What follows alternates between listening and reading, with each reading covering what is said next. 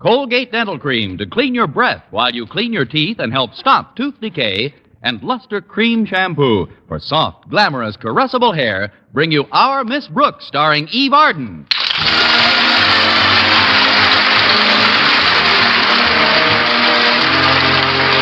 It's time once again for another comedy episode of Our Miss Brooks, under the direction of Al Lewis. Well, it usually takes a few days, but Saturday inevitably arrives, and when it does, our Miss Brooks, who teaches English at Madison High School, gets a chance to sleep late. Yesterday, she didn't join her landlady in the breakfast nook until 10 o'clock. Oh, good morning, Mrs. Davis. Good morning, Connie. How did you sleep last night? Not too well. I have a little cold, and that cat of ours bounced into my room just as I was dozing off. Minerva. But she was only playing with her ball, Connie. I don't mind her playing ball, but I can't handle these night games that go into extra innings. Believe me, the next time Minerva keeps me up until not so loud, Connie. She'll hear you. And you know how sensitive she is. See? She heard us mentioning her name. Please, Mrs. Davis, I know Minerva's bright, but you're attributing an intelligence to her that she doesn't actually possess. Oh, but she does. I'm sure she recognizes her name. Oh, that's ridiculous. Listen, Minerva. Hi, Minerva. There you are. Wait. Here, Charlie. Nice Charlie.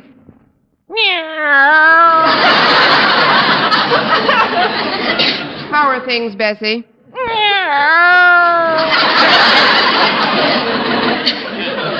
What's new, Max? See?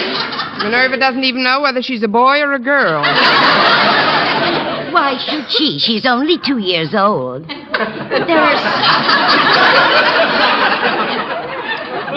are certain things I'd just as soon keep from her until she's older. Me too, and let's start with my nylons. Thank goodness I've got this one pair left for my date with Mr. Boynton this afternoon. Oh, do you have a date with Mr. Boynton today? No, but I'm going to suggest it as soon as he can get away from Sherry's department store. Sherry's? Yes, he's pinch hitting for a salesman friend of his who has a dental appointment. But, Connie, are teachers permitted to do anything but teach? Oh, of course, Mrs. Davis. Especially if there's no money in it. Now, I'd better get started if I'm going to go downtown. But, Connie, I have to go to a ladies' aid meeting today, and if we're both out of the house, she'll be all alone. Who'll be all alone? You know, Minerva.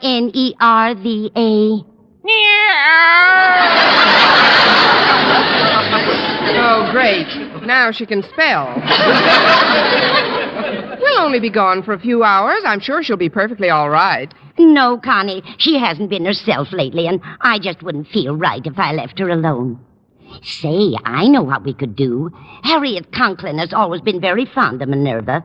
If you could drop her off at their place on your way down to Sherry's. All right, Mrs. Davis, I'll drop Minerva off for you. I wonder who that can be. I know a surefire way to find out. Come in. Hi, Mrs. Davis, and to you, fair flower of the faculty, 1,000 salams. Thank you, Walter Denton, and I've had my share, thanks. But to what do we owe the honor of this visit? Oh, I just happened to be driving by when the thought occurred to me that maybe I could give you a lift someplace. After I help you finish breakfast, that is. Well, now that you mention it, you can. I'm going down to Sherry's to pick up Mr. Boynton. Oh, just a minute, Connie. I was about to suggest that you borrow my car for the day. Then you could take Mr. Boynton for a nice ride in the country. Yeah, way out in the country. But, Mrs. Davis, what about you? The ladies' aid meeting isn't very far, Connie. Walter can drop me there, and I can always get a ride home. Mrs. Davis, you've made yourself a deal, and thanks very much. Not at all, dear. The keys are on the table in the hall, right next to your hat and coat. I'm on my way. Will you excuse me, Walter? You go with my blessing, O fairest of the fair. May 10,000 suns shine upon this meeting with your beloved. Thank you, Ahmed. On my way out, I'll give your camel a lump of sugar. Oh, Connie, aren't you forgetting something? You said you'd drop off you-know-who at the Conklin. Oh, sorry, Mrs. Davis. Come on, you-know-who. Oh, isn't that cute? She won't budge unless you call her by name. I know. Let's go, Clyde.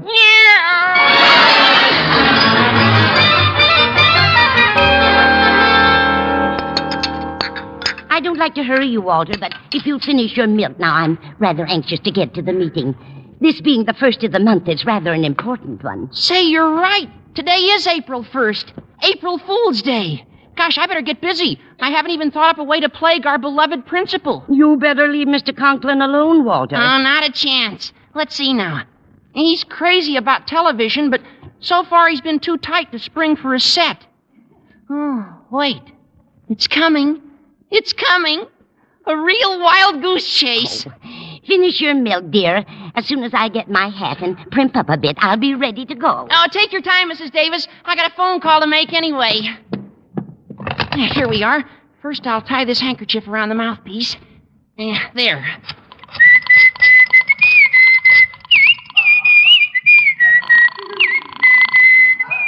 Osgood Conklin speaking. Be brief, please. Hello, Mr. Conklin. This is the Lucky Gold Mine program calling. Wallace Bacon, your spendthrift quizmaster on this end. Bacon? I don't know any Wallace Bacon. I don't believe in wasting my time in talking on the phone to people who obviously don't know. The Lucky Gold Mine program? If you answer one question correctly, Mr. Conklin, we will present to you a fabulous television set. A television set? Oh, thank you, thank you. An Admiral television set with a crystal clear 16-inch screen. Good. However, Mr. Conklin, since today is Saturday and there are no deliveries, you'll have to go down to Sherry's department store and pick it up. I'll go. What is the question, sir? Here it is, ready. In the popular song, Call of the Wild Goose, can you give me the words of the first line, whose melody goes... Do you know those words, Mr. Conklin? I must go where the wild goose goes. You certainly will. That is, congratulations, Mr. Conklin. The television set is yours.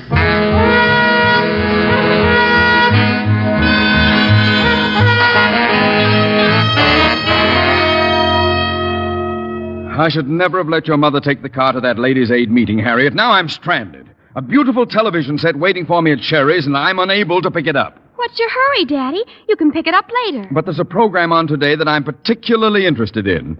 Maybe someone else could pick it up for me. I wonder who I could get. Oh, I'll get it. Hello, Mr. Conklin. Well, if it isn't Miss Brooks, come in, my dear. But leave your coat on. I just dropped by to leave our cat with Harriet for the afternoon. Hi, Miss Brooks. Oh, you brought Minerva. Well, take the beast into the kitchen, Harriet. Miss Brooks and I have something to talk over. Yes, Daddy. Come on, Minerva. I'll give you a nice bowl of milk. Miss Brooks, I will come right to the point. Have you any means of transportation? Yes, sir. Mrs. Davis loaned me her car. Did she now? Yes, sir. As a matter of fact, I just stopped by here on my way to Sherry's department store. You are so right. Miss Brooks, you are now looking at the fortunate winner of a quiz contest. At this very moment, a brand new television set is waiting for me at Sherry's department store. My. And who do you think is going to pick it up for me?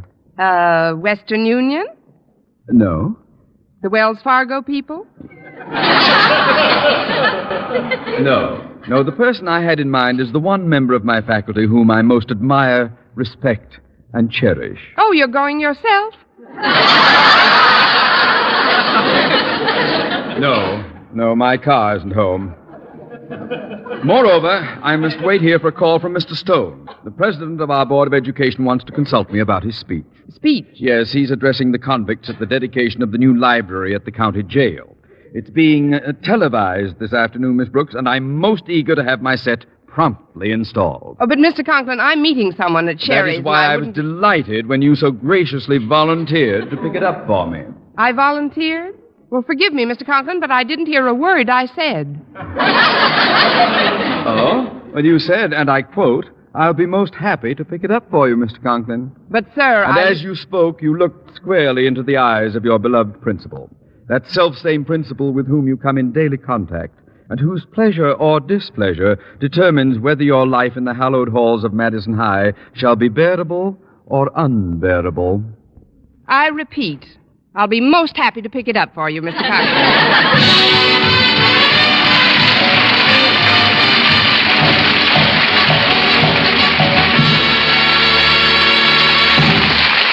Our Miss Brooks, starring Eve Arden, will continue in just a moment. But first, here is Vern Smith. No other dentifrice offers proof of such results. Proof that Colgate Dental Cream helps stop tooth decay before it starts. 2 years' research at leading universities using Colgate Dental Cream, hundreds of case histories, makes this the most conclusive proof in all dentifrice history on tooth decay. Conclusive proof that when teeth are brushed with Colgates right after eating, Colgate Dental Cream helps stop tooth decay before it starts. yes, the toothpaste you use to clean your breath while you clean your teeth, now offers a safe, proved way to reduce tooth decay.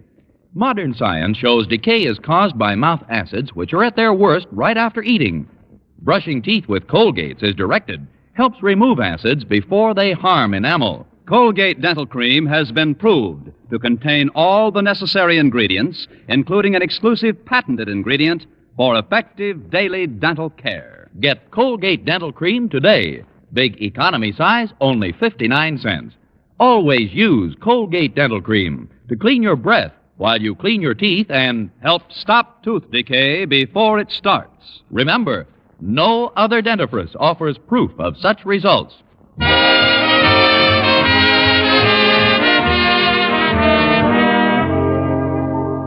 As soon as I left Mr. Conklin, I drove down to Sherry's department store to find out about his prize. But when I entered the radio and television department, I saw Mr. Boynton standing by a cash register. Immediately, I forgot about Mr. Conklin's prize and concentrated on mine.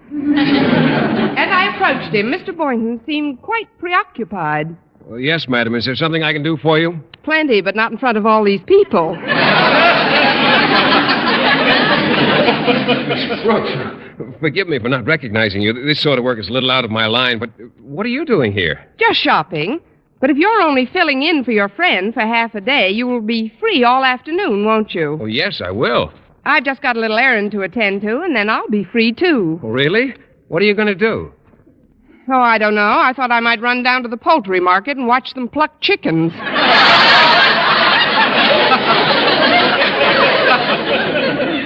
Actually, Mr. Boynton, I've borrowed Mrs. Davis's car for the day, and I thought maybe we could take a ride out in the country together. Oh, fine. And while we're waiting, I'll show you around. There are some wonderful new television sets in. Oh, I'm glad you reminded me. Mr. Conklin asked me to pick up his set and bring it home to him.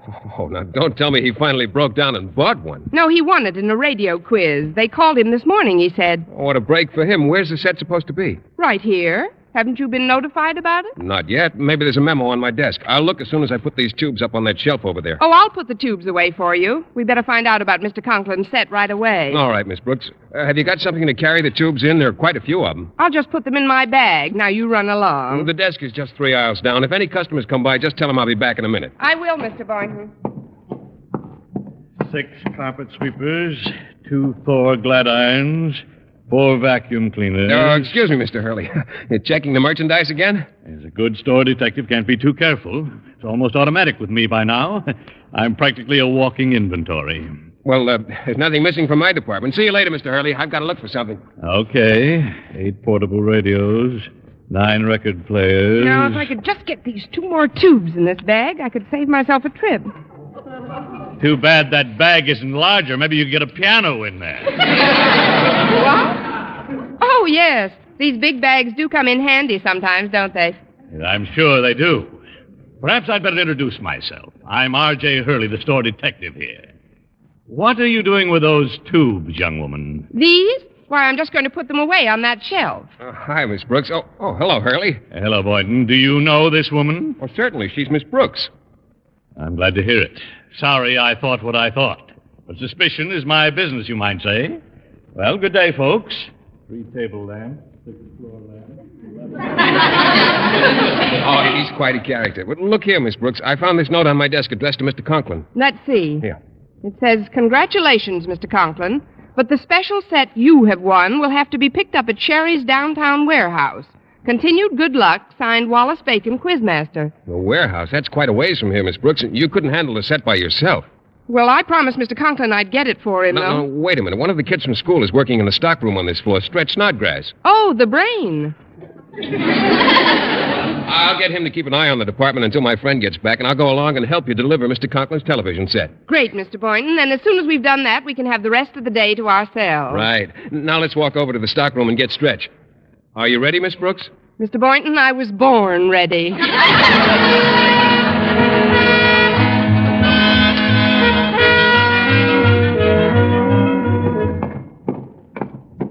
That's funny. The warehouse seems deserted, and the door is locked. Well, let's see. Say, what's this? There's a note sticking out. A note? Now, it says, "Dear Osgood Conklin, please forgive this oversight, but the warehouse is closed on Saturdays. If you'll return to Sherry's, you'll find your television set there. Signed, Wallace Bacon." Oh, for heaven's sake. We'll never get out to the country. Well, what do we do now? Drive back to the store? No, let's be different. Let's walk and carry the car on our shoulders.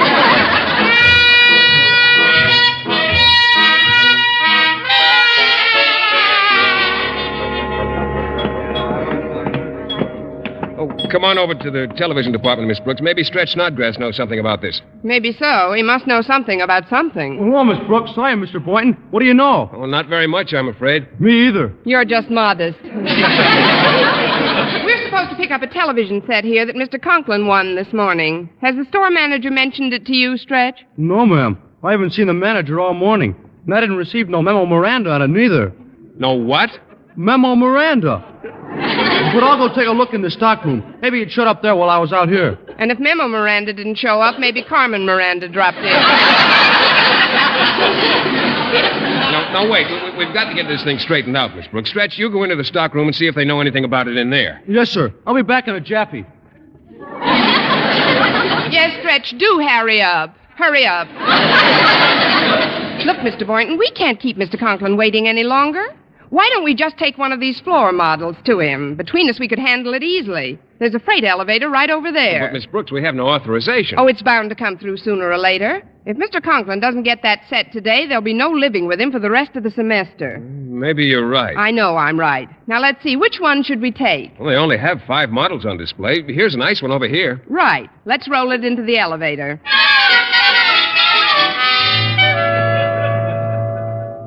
3-speed Queen washing machines. 1, 2, 3. 5 television sets. 1, 2, 3, 4. 4? That's funny. I haven't seen any customers in here in an hour. I'd better report this to the store manager right away. Although with a new man in the department, anything could happen. Probably just a mix-up or something. Oh, Miss Brooks, Miss Brooks. Mr. Boynton. That's funny. They must have left. Gosh, Mr. Conklin will be burning up if you don't get that set he won. I know. I'll bring one of these floor models over to him. At least that'll keep Miss Brooks out of a jam.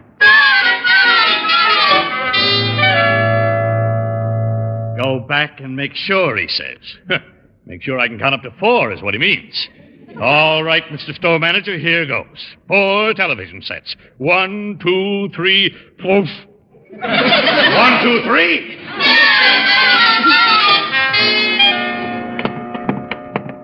Come along, Denton. We've got to get that set in a hurry.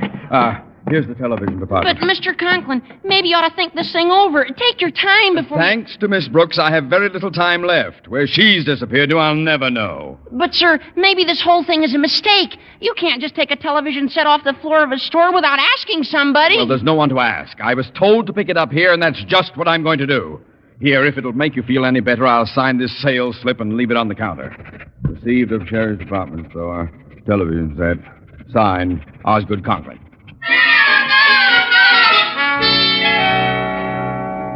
How could somebody steal a television set, he says? Well, they didn't steal 1, they stole 2. Okay, so count the remaining 3 again, he says. Okay, so I'll count. 1, 2... Oh, come on! Wait a minute. What's this? Received at Sherry's department store. television set signed Osgood Conklin. Now, that's something new. A crook who leaves a receipt.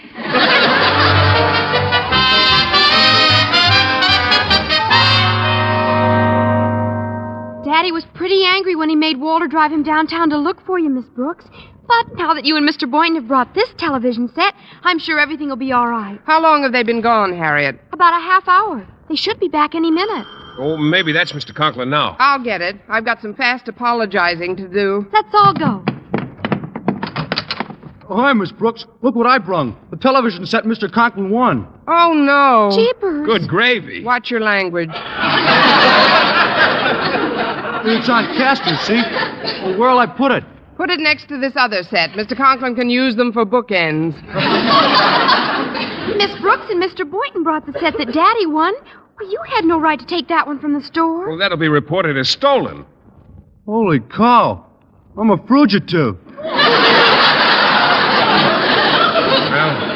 Well, I'm as guilty as you are. Meet Connie Brooks, girl Dillinger. Well, this is serious, Miss Brooks. What are we going to do with these two sets? Let's turn them on. Maybe Hopalong Cassidy will ride one of them back to Sherry's. Hold it steady, Denton. Steady. Yes, sir. There we are. Here we go. There we are. Oh, hello, everybody. Well, I had to get it myself, but here's the television set I won. Oh, no. Jeepers. Good gravy. Watch your language. Mr. Conklin, I'd like to tell you that I'll talk to you later, Miss Brooks. Right now, I want to find a likely spot to string the aerial. Come out to the porch with me, Denton. But, Mr. Conklin, don't you think you better Oh, think... stop jabbering. On second thought, you'd better stay in here. You come with me, Boynton. Yes, sir. You too, Harriet. And we may need your long arms, Stretch. You can have them, Mr. Conklin.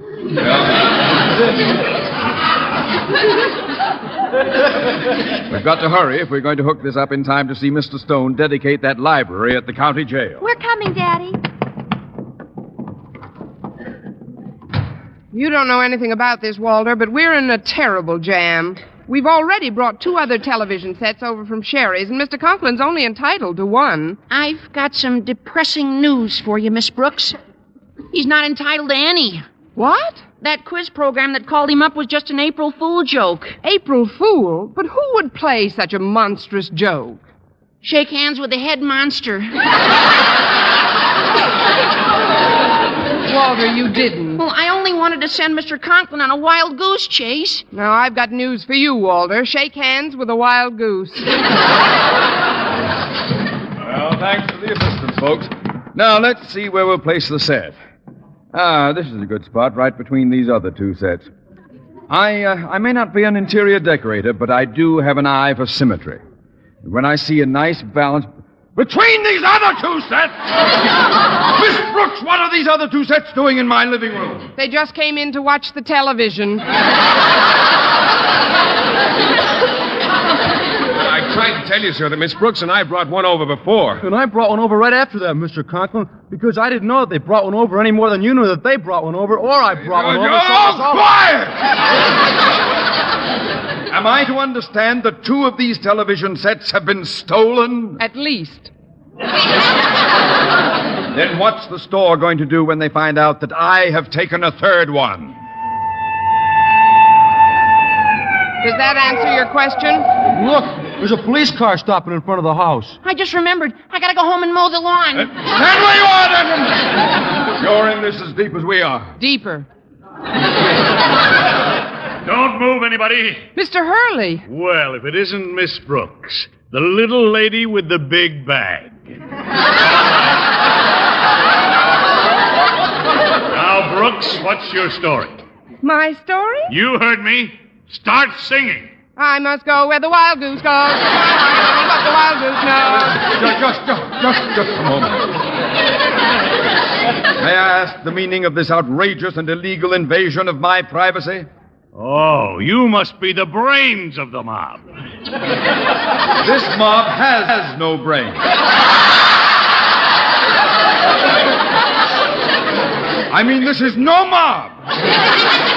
If you don't count television sets, there are very few of us here. These sets are all the evidence I need. And as this is your house, Mr. Conklin, you're the only one who'll have to come with me to the county jail. Jail? But you can't do that. Miss Brooks, do something. Say something. So long. But I don't want to go down there alone. Mr. Boynton, Miss Brooks, you can't let me go alone. You've got to come with me to the county jail. Oh, that won't be necessary, Mr. Conklin. Not necessary? No, we can watch you on television in 15 minutes.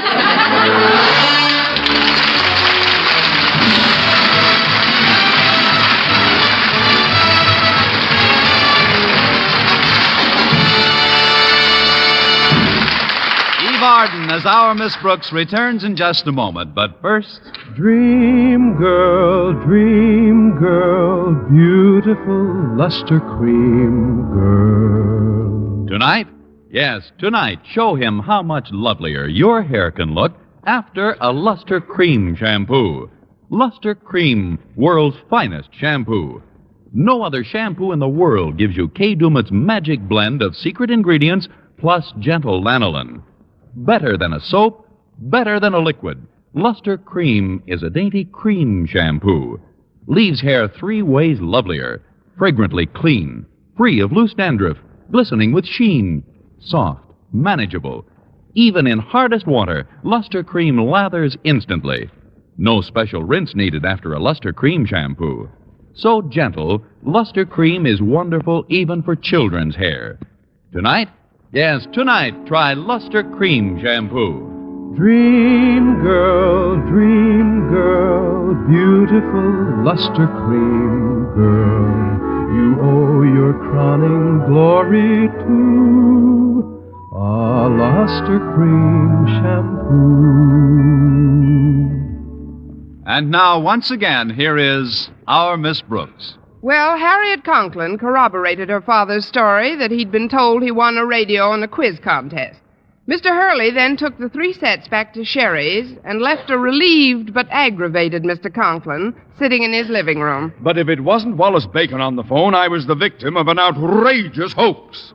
It was only a little April Fool joke, Mr. Conklin. Oh, it was. But who played it on me, Miss Brooks? That I really can't say. You really can't, Miss Brooks? Of course not, Walter. We April Fools have to stick together.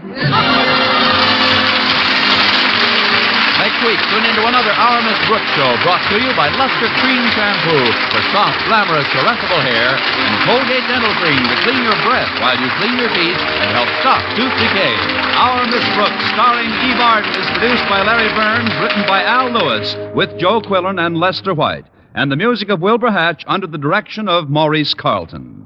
Mr. Boynton is played by Jeff Chandler, Mr. Conklin by Gail Gordon. Others in tonight's cast were Jane Morgan, Dick Crenna, Gloria McMillan, Leonard Smith, and Willard Waterman.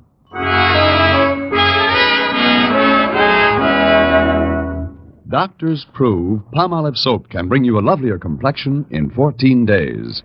Yes, 36 leading skin specialists proved in tests on 1,285 different women that Palmolive soap facials, using nothing but Palmolive, brought new complexion beauty to 2 women out of 3.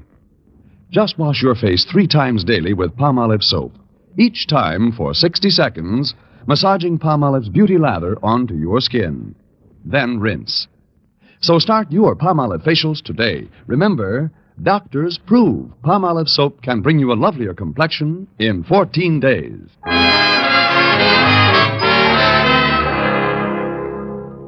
Join the American Cancer Society's 1950 Cancer Crusade. 22 million Americans now living will die of cancer unless the present cancer death rate is reduced. Send your contribution now to the American Cancer Society, care of your local post office. Let's keep the fight going. For mystery liberally sprinkled with laughs, listen to Mr. and Mrs. North, the exciting, fun-packed adventures of an amateur detective and his beautiful wife.